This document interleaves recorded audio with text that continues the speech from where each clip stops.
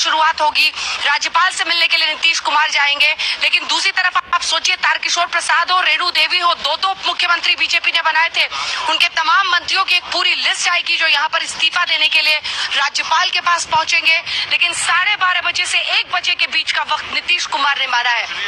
नीतीश कुमार एक बार फिर से अपने पलटने की घड़ी में, क्योंकि सियासी रूप से पलटना, सियासी रूप से गठबंधन के साथी को कुछ महीनों बाद छोड़ना, दूसरे पाले में जाना, ये एक तरह से उनकी राजनीति की फितरत बन चुकी है। और एक बार फिर वही करते हुए आज नीतीश कुमार दिखाई दे रहे हैं। लेकिन दूसरी तरफ जबरदस्त बुगाहट आरजेडी के खेमे में है, क्योंकि अब एक बार फिर से आरजेडी का साथ जेडीयू को मिलेगा। बीजेपी के खेमे में क्या इस वक्त चल रहा है, जल्दी से चलते हिमांशु के पास।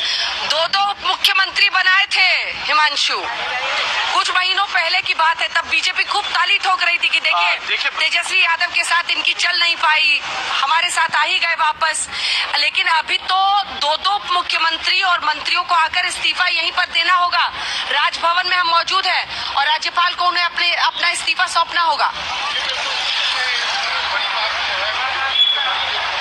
देखिए, बिल्कुल दोनों उप मुख्यमंत्रियों को इस्तीफा देना होगा और उनके साथ 14 मंत्रियों को भी जो है अंजना इस्तीफा देना होगा राजभवन में। लेकिन सवाल ये है कि अगर कोई मंत्री या उप मुख्यमंत्री इस्तीफा देता है तो वो मुख्यमंत्री को भेजता है, मुख्यमंत्री जो है वहां से उस इस्तीफे को रिकमेंडेशन करके राज्यपाल के पास भेजते हैं कि इन मंत्री को जो है बर्खास्त कर दिया जाए या हटा दिया जाए। लेकिन भारतीय जनता पार्टी ने पहली बार इस तरीके की रणनीति की है कि सीधा जो है राज्यपाल को ही अपना इस्तीफा देने जा रही है। तो कहीं ना कहीं भारतीय जनता पार्टी अब बैकफुट पर है। अभी तक भारतीय जनता पार्टी ये देख रही थी, वेट एंड वॉच के मूड में थी कि क्या नीतीश कुमार फैसला लेंगे। लेकिन जिस तरीके से पिछले 2 दिनों के अंदर घटनाक्रम बदला है, उसके बाद जो है ये भारतीय जनता पार्टी के लिए एक तरीके से ये कहा जाएगा कि बहुत सोचने वाली घड़ी है कि 42 विधायकों चुनकर आए थे जेडीयू के और उसके बाद भी नीतीश कुमार को उन्होंने मुख्यमंत्री का पद दिया। भारतीय जनता पार्टी के तमाम नेता ये कहते रहते थे कि बड़ी पार्टी हम है और सरकार के कामकाज को लेकर जिस तरीके से टीका टिप्पणी करते थे वो कहीं ना कहीं नीतीश कुमार को नागवार गुजरा था। और फिर उसके बाद पिछले ही सप्ताह जो है अमित शाह, जेपी नड्डा यहाँ आए थे। भारतीय जनता पार्टी के जितने मोर्चे हैं उनकी एक संयुक्त कार्यकारिणी की बैठक हुई। वहाँ जेपी नड्डा ने कहा कि भारतीय जनता पार्टी के सामने कोई भी रीजनल पार्टी किसी भी राज्य में टिक नहीं पा रही है। ये बात कहीं ना कहीं अंदर खाने जो है वो नीतीश कुमार को धर कर गई।